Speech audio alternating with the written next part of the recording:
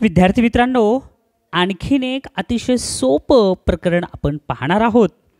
Chapter number 28 sentence formation.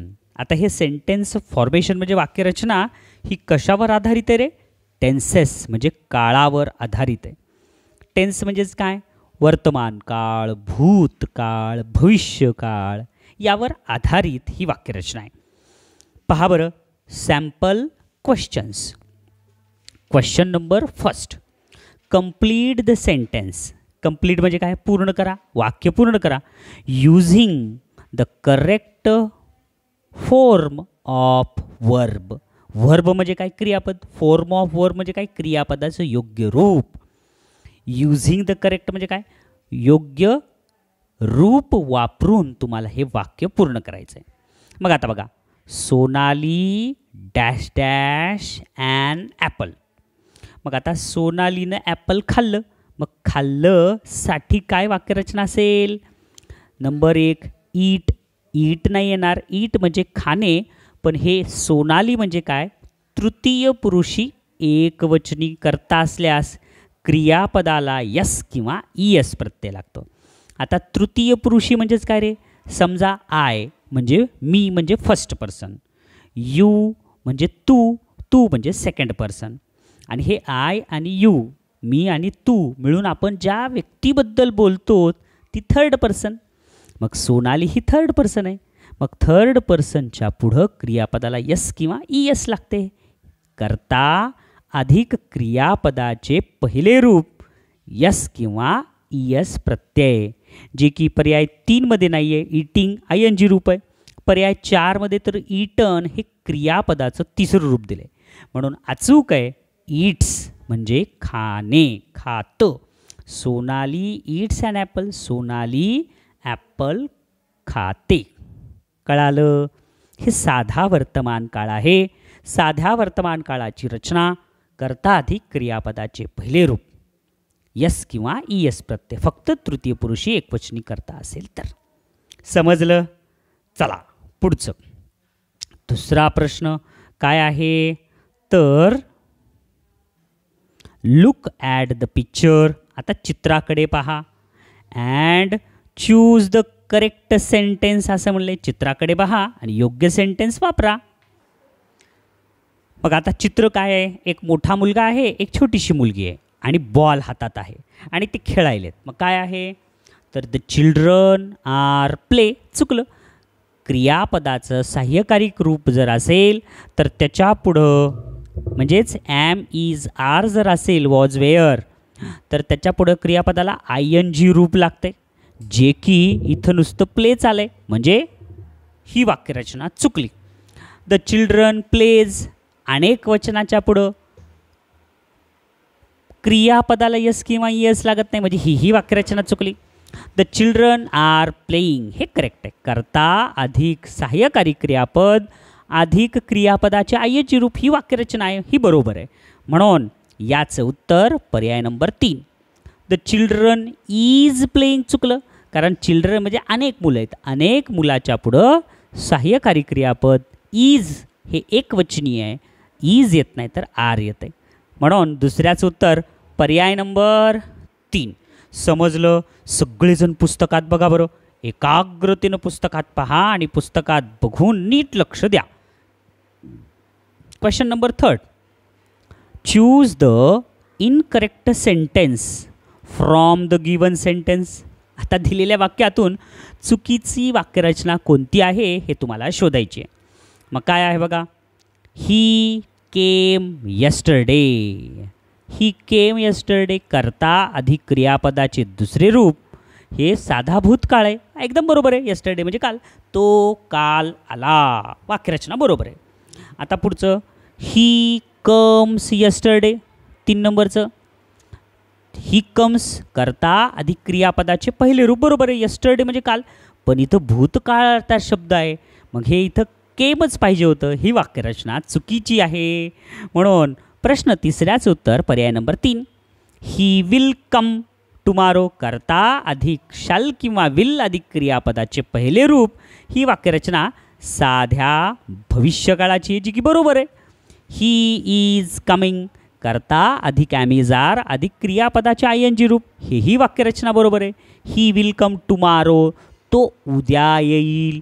He is coming today, तो आज येत आहे. इन द इव्हिनिंग, तो आज सायंकाळी येत आहे. ही वाक्यरचना बरोबर आहे.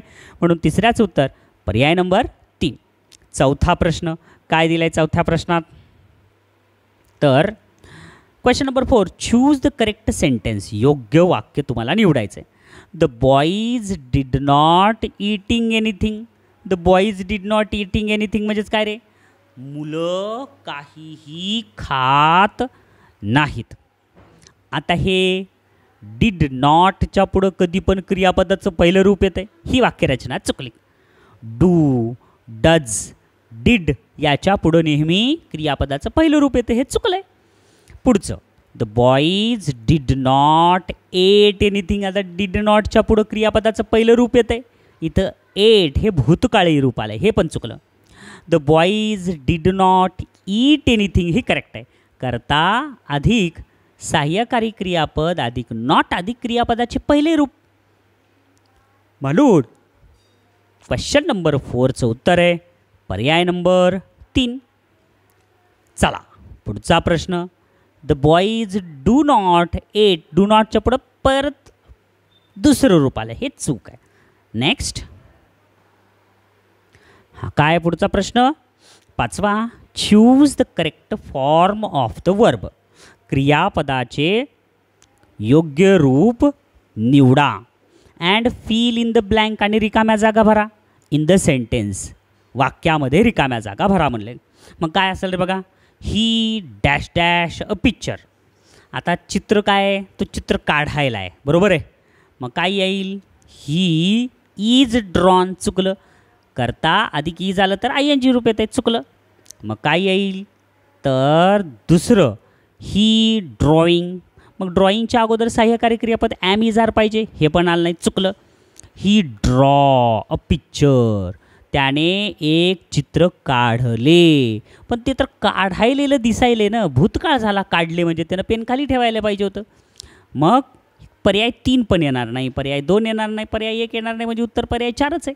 मग काय? He is drawing a picture. तो चित्र काढत आहे. काढत आलं म्हणजे चालू काळ. जसं तुमच्या हातात काय आता? पुस्तक. म्हणजे तुम्ही वाचत आहात, बघत आहात, ऐकत आहात. ही जशी तुमची क्रिया चालू आहे, म्हणूनच त्याला चालू काळ म्हणतात. समजलं? आता बघा, सॅम्पल क्वेश्चन एवढे सोपे होते, तर क्वेश्चन फॉर प्रॅक्टिस पण सोपंच असणार आहे. पण मुलांनो, साधा वर्तमान काळ, साधा भूतकाळ, साधा भविष्यकाळ हे काळ तुम्हाला शिकून घेणं आवश्यक आहे. त्याप्रमाणे चालू वर्तमान काळ, चालू भूतकाळ आणि चालू भविष्यकाळ हेही तुम्हाला शिकणं महत्त्वाचं आहे. क्वेश्चन नंबर 4 म्हणजेच काय? क्वेश्चन फॉर प्रॅक्टिस आता आपण बघणार आहोत बरं का बाळांनो. तर काय दिलं आहे क्वेश्चन नंबर 1 प्रॅक्टिसमधलं? Look at the picture. चित्राकडे पहा. आणि चित्राकडे पाहून आपल्याला काय करायचं आहे? Complete the sentence using the correct form of the verb.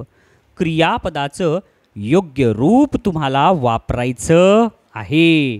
मग आता अतिशय सोपं अशा पद्धतीची वाक्यरचना आहे बरं का मुलांना. Look at the picture. तुम्ही सगळे सेमीचे मुलं आहात, त्याच्यामुळं तुम्हाला हे फार सोपं जात असेल, मला माहिती आहे. चित्राकडे पहा. काय बघा? द स्पॅरोज म्हणजे अनेक वचन आलं बघा. The sparrows dash dash grains. मग आता अनेक वचन आहे. मग आता अनेक वचन असल्यावर काय येतं आहे? Is eating. इज हे एक वचनाच्या नंतर येते, पण इथं तर स्पॅरो आज अनेक वचन आहे म्हणून पहिला पर्याय येत नाही. द स्पॅरोज इट्स अनेक वचनाच्या पुढं क्रियापदाला यस लागत नाही, हेही चुकलं. द स्पॅरोज इटिंग ING प्रत्यय नुसतं येत नसते, तर त्याच्यासोबत चिटकून ॲम इज आर येत असते, म्हणून पर्याय 4 बी येणार नाही. मग अचूक काय आहे? The sparrows are eating grains. चिमण्या धान्य खात आहेत. म्हणून याचं अचूक उत्तर आहे पर्याय नंबर 3. चला पुढचा प्रश्न. काय आहे पुढचा प्रश्न? दुसरा. Choose the correct sentence. योग्य वाक्य तुम्हाला निवडायचं आहे. काय? He does not completed his homework. Does नॉटच्या पुढं क्रियापदाचं पहिलं रूप येतं, चुकलं. He did not complete his homework. त्याने त्याचा होमवर्क पूर्ण केला नाही. मग बरोबर येतं आहे वाटा ऐकलं की रे. पुढचं बघा. He is not completed his homework, चुकलं. इजच्या पुढं कधीही ING रूपच येतं आहे. पुढचं ही does not complete his homework. आता पर्याय 2 आणि पर्याय 4 दोन्ही बरोबर वाटायला. मग कोणचं खरंच बरोबर आहे रे? तर पर्याय नंबर 4. कारण हीच्या पुढं कधीच डू नॉट येत नाही, डज नॉट येत आहे. कारण ही म्हणजे कोण आहे? तृतीय पुरुषी एकवचनी करता. म्हणून अचूक उत्तर आहे ही does not complete his homework. त्याने त्याचा होमवर्क पूर्ण केला नाही. कळालं? दुसऱ्याच उत्तर पर्याय नंबर 4. प्रश्न तिसरा काय आहे? Which of the following is a correct sentence. खालीलपैकी वाक्य कोणतं बरोबर आहे? ही मीट मी एस्टरडे. तो मला काल भेटला. मग आता मीट हे पहिलं रूप आहे, मेट पाहिजे होतं इथं. ही वाक्यरचना चुकली. ही मीटिंग, आता ING रूप असेल तर त्याच्या आधी काय येतं? Am is are. म्हणजे हे पण वाक्यरचना चुकली. He meets me yesterday. आता एस्टरडे म्हणजे भूतकाळ, भूतकाळात इथं यस येतच नाही. म्हणून अचूक वाक्यरचना ही मेट मी एस्टरडे. मीटचं भूतकाळ मेट. ही मेट मी एस्टरडे. तो मला काल भेटला. म्हणून तिसऱ्याचं उत्तर पर्याय नंबर 2.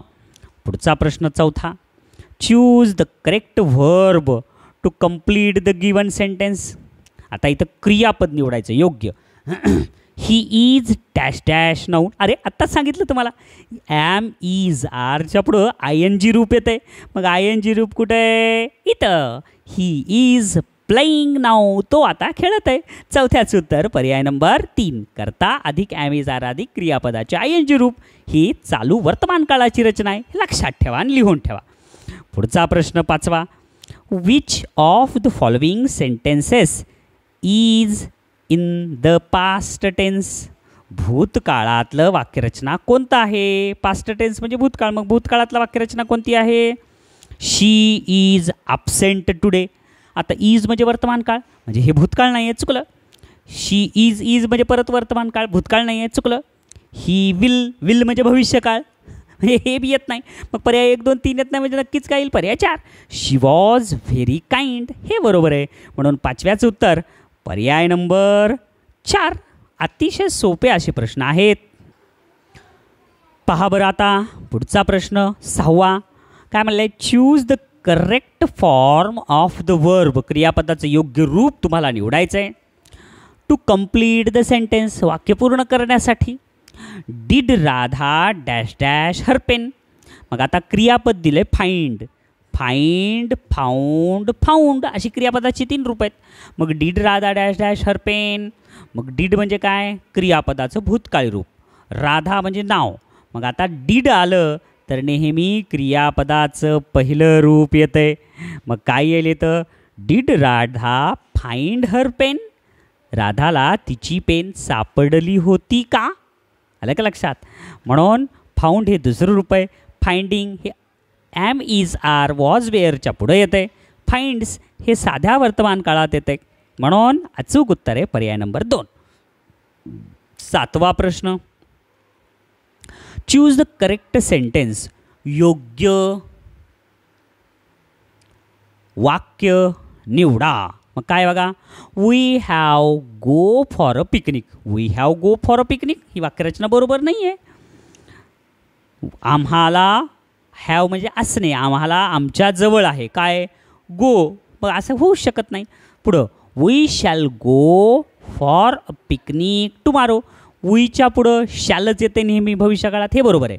शॅलच्या पुढं क्रियापदाचं पहिलं रूप येतं. हेही बरोबर आहे. फॉर अ पिकनिक टुमारो भविष्यकाळी वाक्य एकदम बरोबर आहे. We shall go for a picnic tomorrow. आम्ही उद्या पिकनिकला जाऊया. म्हणून 7व्याचं उत्तर पर्याय नंबर 2 करेक्ट आहे.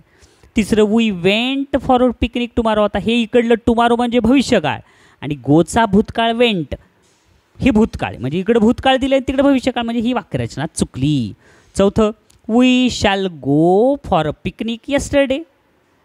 आता वी शॅल गो म्हणजे इथं भविष्यकाळ दिलं आहे आणि यस्टरडे म्हणजे भूतकाळचं दिलं आहे, म्हणजे हेही चुकलं. म्हणून 7व्याचं अचूक उत्तर आहे पर्याय नंबर 2. 8वा प्रश्न काय आहे? 8वा प्रश्न, which of the following is a correct sentence. खालीलपैकी अचूक वाक्य कोणतं आहे? Number 1, we were won the match. We were won the match म्हणजे काय? आम्ही होतोत, असं होणारच नाही. करता अधिक वॉज वेअर जर आलं तर त्याच्या पुढं ING रूप येते, पण इथं तर भूतकाळी आलं, ही वाक्यरचना चुकली. We are win the match चुकलं, आरच्या पुढं ING रूप येते, ही वाक्यरचना चुकली. वी वोन द मॅच, करता अधिक क्रियापदाची दुसरी रूप, ही वाक्यरचना बरोबर आहे की रे? म्हणून 8व्याचं उत्तर पर्याय नंबर 2, करता अधिक क्रियापदाची दुसरी रूप, ही वाक्यरचना बरोबर असल्यामुळे 8व्याचं उत्तर पर्याय नंबर 3 करेक्ट आहे. वी विन्स द मॅच नाही, हे साधा वर्तमान काळात ही वाक्यरचना बरोबर नाही, कारण वीच्या पुढं विन्स येत नाही. ही, शी, इट आणि राम सीता याच्या पुढंच फक्त क्रियापदाला यस किंवा यस प्रत्यय लागत असतो. बोलता बोलता जे नियम सांगितलेत सगळे लक्षात ठेवा बरं का मुलांनो. 9वा प्रश्न, find the odd pair out. चुकीची जोडी शोधा. ॲम आणि विल. आता ॲम आणि विलची जोडी कशी असेल गडे? इट हे इज वर्तमान काळात, वॉज भूतकाळात, हे बरोबर आहे. हॅज वर्तमान काळात, हॅड भूतकाळ, आर वर्तमान काळात, वेअर भूतकाळात, बरोबर आहे. पण ॲमचं काय येतं आहे? वॉज येतं आहे, जे विल दिलेलं आहे. म्हणून 9व्याचं चुकीचं आहे पर्याय number 1.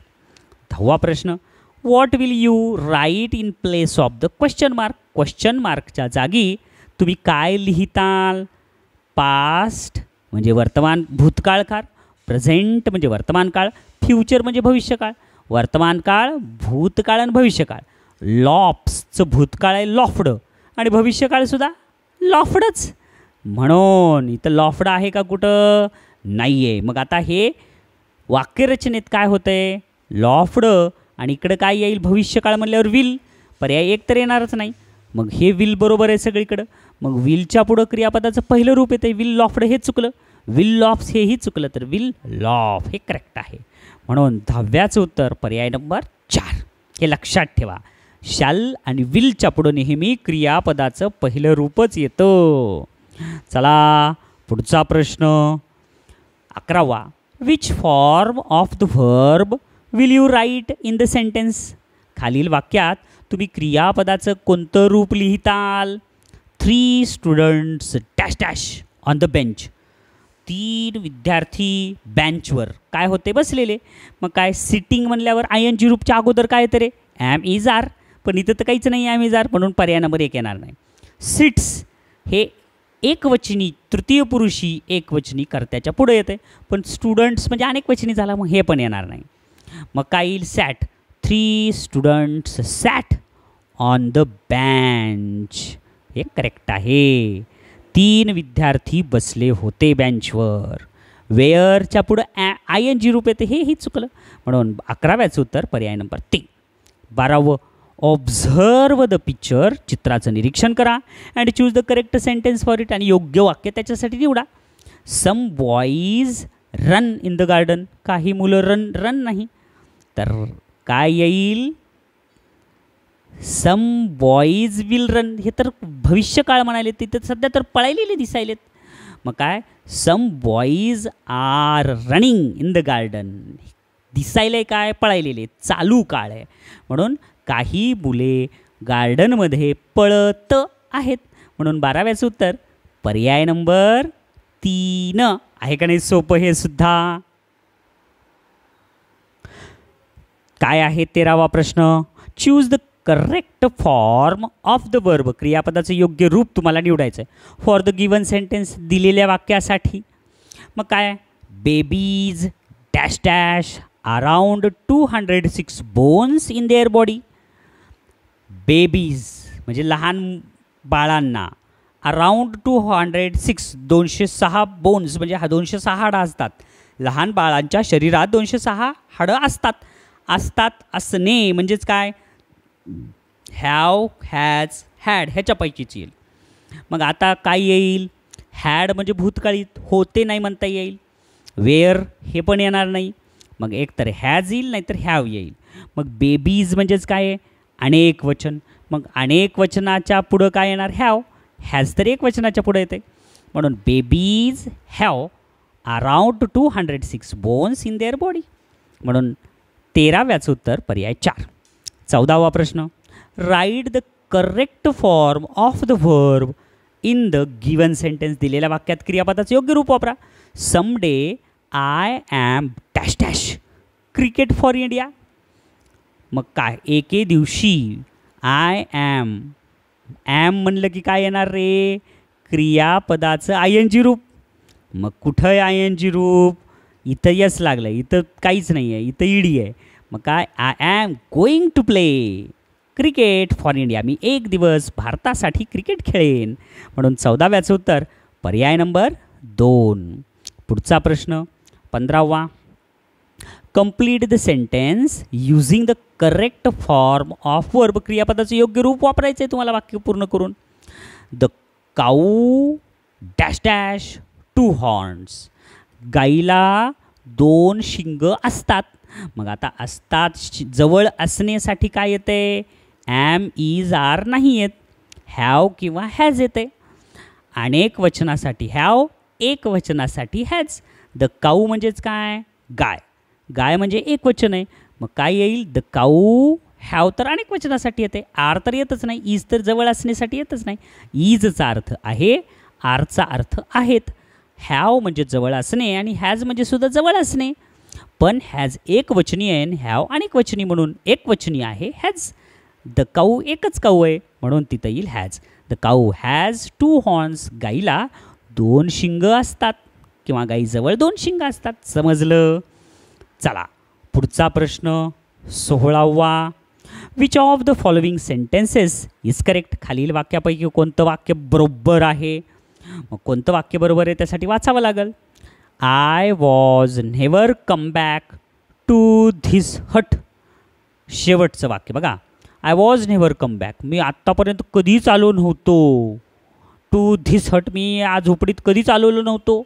I am never come back. मी कधीच आलो आहे. To this hut. मी ह्या झोपडीत कधीच आलो आहे नाही. आलेलो आहे नाही. चुकलं ही वाक्यरचना. I have never come back to this hut. मी ह्या झोपडीत कधीच आलेलो, जवळ आलेलो नाही. हे पण वाक्यरचना चुकीची आहे. मग अचूक काय आहे? I will never come back. मी या झोपडीत भविष्यात कधीही परत येणार नाही. To this hut. कधीही ह्या झोपडीत परत येणार नाही. म्हणून 16व्याचं उत्तर पर्याय नंबर 1. 17वा प्रश्न. Complete the sentence using the correct form of the verb. क्रियापदाचं योग्य रूप वापरून तुम्हाला वाक्य पूर्ण करायचं आहे. I wish I dash dash fly. माझी इच्छा आहे. आय डॅश डॅश फ्लाय म्हणजेच काय? तर आय डॅश डॅश फ्लाय म्हणजे माझी इच्छा आहे, मला उडायची इच्छा आहे. पण काय? आय वुड फ्लाय येईल का? उडू शकेन. आय हॅज फ्लाय नाही. आय वॉज फ्लाय नाही. तर I could fly. Me could म्हणजे काय? शकणे. फ्लाय म्हणजे काय? उडणे. आणि कुड म्हणजे शकणे. मी उडू शकेल. माझी एक इच्छा आहे की मी उडू शकेल. म्हणून 17व्याचं उत्तर पर्याय नंबर 3. 18वा प्रश्न. परत काय दिले बघा. तुम्हाला व्याकरण टेन्स हे यायला पाहिजेत बरं का बाळांनो. त्याच्याशिवाय हा भाग पक्का होणार नाही. Complete the sentence. वाक्य पूर्ण करा. Using the correct word. योग्य शब्द वापरून फ्रॉम द गिवन ऑप्शन. दिलेल्या पर्यायातून. आवर बॉडी डॅश डॅश इटसेल्फ. आपली शरीर हे इटसेल्फ म्हणजेच काय? स्वतः करते. काय करते? तर बघा बरं. आवर बॉडीज म्हणजेच आवर बॉडी म्हणजे एक वचन. रिपेअर नाही. यस प्रत्यय नाही आहे. Repairing. I am is are आला असेल तर त्याच्या पुढे ING येते. चुकलं. रिपेअर्ड भविष्य भूतकाळ झाला आहे. तर अचूक आहे repairs. Our body repairs itself, आपलं शरीर हे स्वतः दुरुस्त करतं. म्हणून 18व्याचं उत्तर पर्याय 3. 19वा प्रश्न, which sentence from the given alternatives is correct. कोणतं वाक्य बरोबर आहे सांगा बरं. You must to go, you must to go, you मस्टच्या पुढं क्रियापदाचं पहिलं रूप येतं आहे टू गो, इन्फिनिटिव्ह आलं चुकलं. यू मस्ट गोविंग हे चुकलं, आय एन जी रूपच्या अगोदर ॲमिजारच येते किंवा वॉज वेअर येते हे चुकलं. यू मस्ट बी गो चुकलं. तर मस्ट म्हणजे मॉडल ऑक्झिलरी वर्ड आहे, त्याच्या पुढं नेहमी क्रियापदाचं पहिलं रूप येतं आहे. म्हणून 19व्याचं उत्तर पर्याय नंबर 3. यू मस्ट गो, तुला जायला पाहिजेच. आता पहा पुढचा प्रश्न 20वा. काय दिलं 20वा प्रश्न, तर बघा फाइंड द मिस्टेक, तुम्हाला चूक शोधायची आहे इन द गिवन सेंटेन्स, दिलेल्या वाक्यातली, and choose the correct sentence from the given option, दिलेल्या पर्यायातून तुम्हाला चूक शोधायची आहे.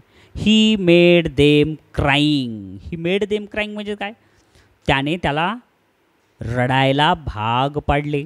मग आता 20व्याची वाक्यरचना बरोबर आहे का, ही मेड त्याने बनवले, देम क्राईंग चुकलं. आता कशी वाक्यरचना आहे ह्याच्यात योग्य वाक्यरचना काय, क्राईंग म्हणजे आय एन जी रूप, he is making them crying चुकलं. इथं एक आय एन जी आलं आहे आणि इथं एक आय एन जी, हे दोन चुकलं. He made them to cry, त्यांनी त्याला रडायला भाग पाडले चुकलं. ही मेड देम क्राईड एकदम बरोबर आहे, भविष्य भूतकाळीच वाक्य आहे. 20व्याचं उत्तर पर्याय नंबर, थांबा क्राईड भूतकाळ झालं की रे इकडे, तर हे पण चुकलं. मेड हे क्रियापद आहे, तर इथं काय येईल, ही मेड देम क्राय, हे अचूक आहे.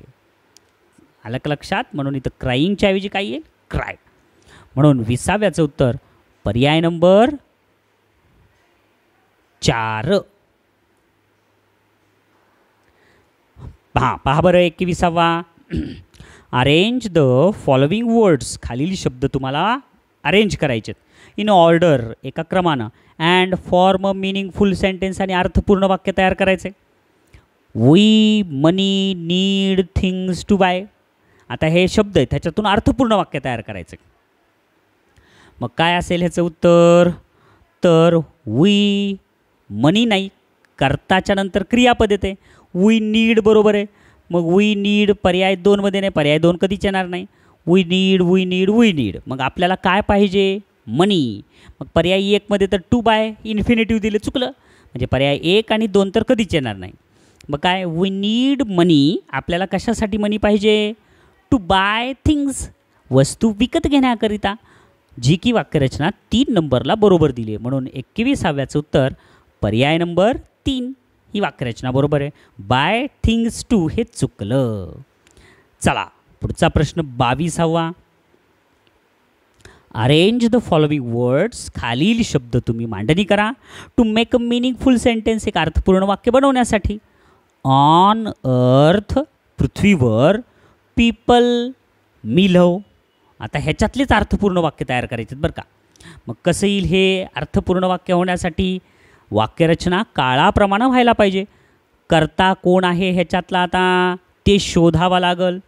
मग आता त्याच्यातला कर्ता कोण आहे, तर पीपल.